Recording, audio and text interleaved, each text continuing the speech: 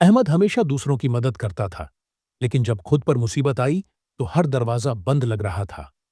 کاروبار ٹھپ، قرض بڑھتا جا رہا تھا، دوست بھی دور ہو گئے۔ ایک رات وہ چھت پر بیٹھا آسمان کی طرف دیکھ رہا تھا اور رو کر بولا، یا اللہ، اب میرے پاس کچھ نہیں بچا، بس تو ہی ہے۔ اسی وقت اسے اپنی نانی کی بات یاد آئی۔ بیٹا، جب زندگی تنگ ہو جائے تو استغفر اللہ کو کس کر پکڑ لینا، اللہ رحمت برسا دے گا۔ احمد نے اسی پل سے عادت بنا لی، ہر سانس کے ساتھ استغفر اللہ پڑھنے لگا۔ صبح کام پر جاتے ہوئے، بازار میں، یہاں تک کہ تنہائی میں بھی اس کی زبان بس یہی کہتی، استغفر اللہ، استغفر اللہ۔ کچھ ہی دنوں میں حالات بدلنے لگے۔ جس کام میں نقصان ہو رہا تھا، اسی سے برکت ہونے لگی۔